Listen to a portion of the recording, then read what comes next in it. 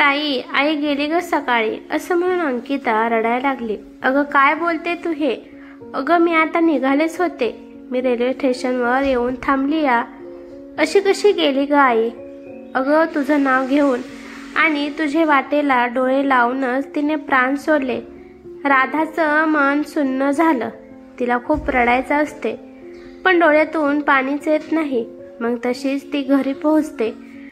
नुसती मनाची घालमल होत असते तिची. तुषार कामानिमित्त बाहेर गेला होता आणि ती आणि तिच्या 5 वर्षाची मुलगी आज तिच्या आईला बघायला जाणार होती. तिने तिच्या नवऱ्याला फोन केला आणि म्हणाली, अहो माझी आई गेली. अगं हे काय बोलत आहेस राधा तू? खरंच व अंकिताचा फोन आलता आत्ताच. ती म्हणाली की आई सकाळीच गेली. मी तुला सांगितलं होतं तू जा म्हणून. तू माझं ऐकलं नाही. तुषार तिच्यावर ओरडला.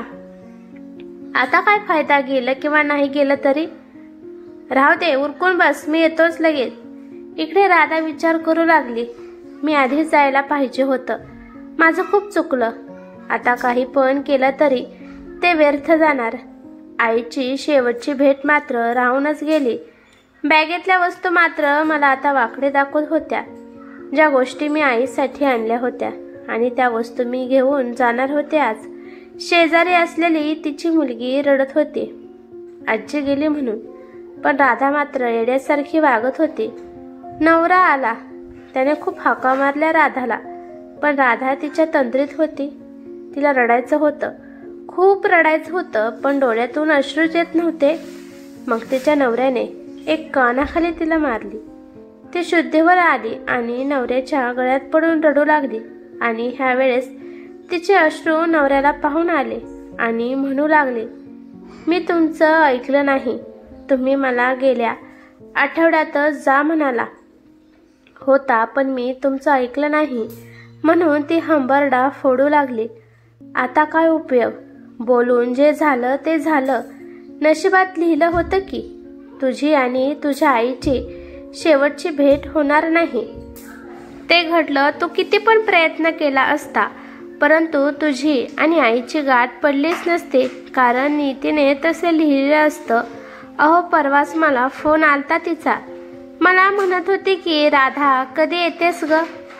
तू आली ना मग मी जायला मोकळी झाली बघ. मी तिला म्हणाली, आई अशी का बोलत आहेस तू? तुला काही सुद्धा होणार नाही. तरी पण ती मला म्हणाली, राधा जेवढ्या लवकर होईल तेवढं लवकर ये बाळा. मला भेटायचं आहे तुला. माझे डोळे तुला पाहण्यासाठी फक्त तरसले आहेत बघ. सगळं झाले बघून, फक्त तूच राहिली आहे बघ. राधा गुजरातमध्ये राहत होती आणि तिची आई महाराष्ट्रामध्ये राहत होती. तिच्या नवऱ्याने आजच ट्रेनचं तिकीट करून दिलं होतं आणि ती आणि तिची बारकी मुलगी तिच्या आईकडे जाणार होती. आणि त्याआधीच आई गेल्याची बातमी तिला समजली आणि अजून सांगायला लागली की मला आई म्हणाली की फार संसारात गुरफडले आहेस तू. तुझ्याकडे आईसाठी वेळ नाही. तुला खूप बघावंसं वाटतंय बघ. तुझ्याकडे साधा फोन करायचा सुद्धा वेळ नाही बाळा मला. हा ग येते ग आई, मला पण समजतंय ग, पण मला इथं सगळं अरेंजमेंट केल्याशिवाय कसं येऊ सांग बर. मुलीची पण परीक्षा सुरू आहे.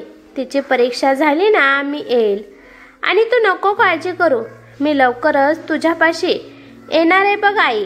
हो चालायचंच ग.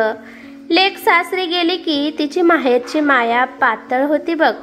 सासर तिला आपलंसं होऊन जातं बघ. असंच असतं. नवीन नाती जोडली की जुनी नाती विसरून जातात ग. जुन्या नात्याची किंमत कमी होती बघ. आई तू असं का बोलत आहे? मी कधी तुला विसरेल का ग? सासरमध्ये गुंतली आहे पण आई क्षणोक्षणी मला माहेरची आणि माहेरच्या माणसाची आठवण येत असते. माहेर म्हणजे दुधाच्या साईसारखं असते मुलींसाठी. तुला तर माहीतच आहे आई, तरी पण तू मला असे का ग बोलतेस? तू सासरला रमली याचा मला अभिमान आहे बाळा, पण आईसाठी पण जरा वेळ काढ ग. तिला पण वाटतं की आपल्या लेकींनी माझ्यापाशी 2-4 दिवस राहावं. जोपर्यंत मी आहे तोपर्यंत मी लेकीचं माहेर पण करावं, सासरचं काम करताना हे पण ध्यानात ठेव बाळा, की माहेरी तुझं कोणीतरी वाट बघत आहे याची जाण असावी बाळा.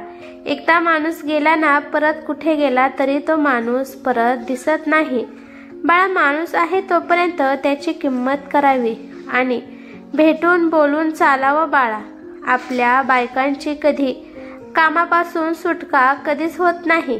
जाऊ दे, मी आज आहे उद्या नाही हे काही सांगू शकत नाही बघ.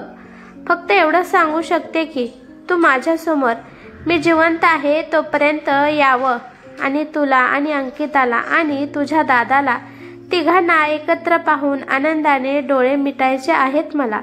असं बोलून आईने फोन ठेवून दिला होता बघा. ती तिच्या नवऱ्याला कळकळून सांगत रडत होती, पण ती अजून नवऱ्याला म्हणू लागली, आई का अशी मला बोलली असेल? तिला कळालं असेल का की मी 2 दिवसाने मरण पावणार आहे? मी पण आज येते उद्या येते करत करत महिना लावला. जायचं असतं, माझं चुकलंच बघा. माणसाची किंमत माणूस गेल्यावरच कळते हे मला आज समजले.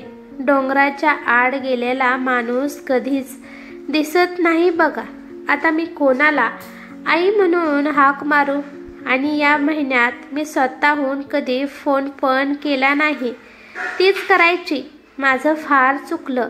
म्हणून ती रडायला लागली आणि मी काल फोन केला आणि आईला म्हणाले, आई मी उद्याच्याला येणार आहे बघ. आई येताना तुझ्यासाठी काय आणू मी? ती मला म्हणाली, राधा तू येताना काही सुद्धा आणू नको, तू फक्त ये. तरी पण मी तिच्यासाठी तिला आवडणारं सगळं घेऊन ठेवलं बघा. तिच्यासाठी मी छान 3000ची साडी सुद्धा आणून ठेवली होती. पण मला काय माहीत या साडीचा उपयोग आता कशासाठी होणार आहे. आई काहीच नको म्हणाली तरी पण मी आईसाठी सगळं काही खरेदी केलं बघा. मी जिच्यासाठी तयार करण्यासाठी 2-4 दिवस घालवले ते माझे वायाच गेले. मी तिच्यासाठी लाडू करंज्या सुद्धा बनवल्या होत्या. पण मला असं वाटतंय मी हे बनवण्यापेक्षा मी आईपाशी लवकरात लवकर पोहोचायला पाहिजे होतं. आणि मी पण हा विचार केलता मनात की आता आईला घेऊनच येणार मी माझ्याकडे. जोपर्यंत ती चांगली ठणठणीत होत नाही तोपर्यंत मी तिला जाऊनच देणार नाही. तिला एवढा सुद्धा मी माझ्या मनात विचार करून ठेवला होता.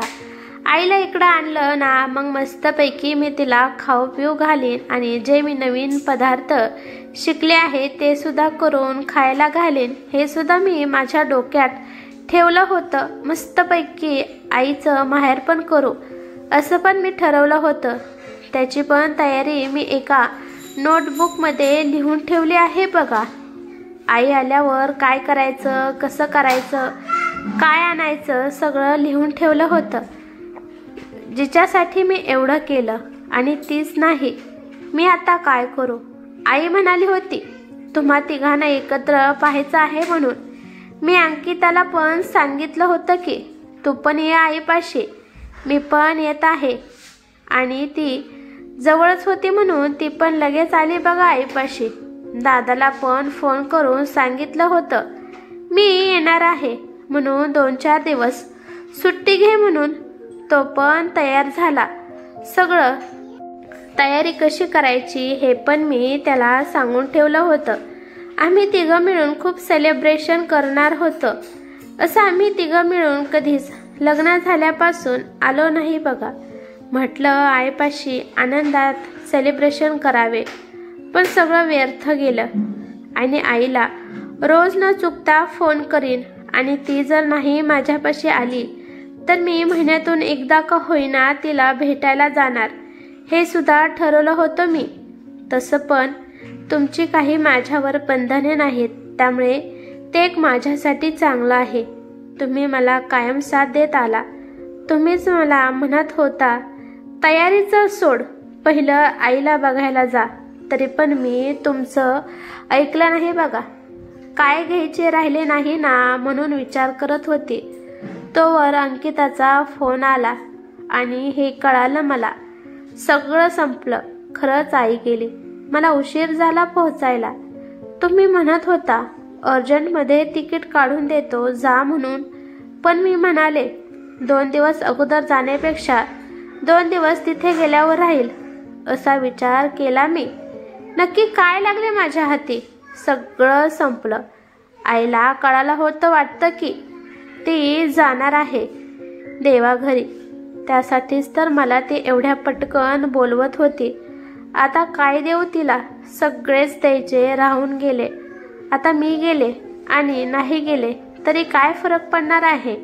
माझं कायमचं माहेर पण संपलं. आई आहे म्हणून माहेर आहे म्हणून मी वावरत होती. पण आता काहीच नाही तर कुठलं माहेर आणि कुठलं काय? आई नेहमी म्हणायची मला, राधा कोणत्या कामाला किती महत्त्व द्यावे हे मला शिक म्हणत होती. कारण कोणती वेळ कशी येईल हे सांगता येणार नाही. आता कळालं आई. पण आई आता कळून काय उपयोग होणार नाही. नवरा उंबऱ्यापाशी जाऊन उभा राहिला आणि म्हणाला, आपण जायला खूप उशीर केला. आधी जायला पाहिजे होतं. काय उपयोग? दारात 4 चाकी उभा असून सगळंच द्यायचं राहून गेले. तर मित्रांनो, कशी वाटली तुम्हाला ही कथा? मला कमेंट करून नक्की सांगा. आणि कथा आवडली असेल तर लाईक शेअर नक्की करा आणि या चॅनलला सबस्क्राईब करायचं अजिबात विसरू नका. धन्यवाद.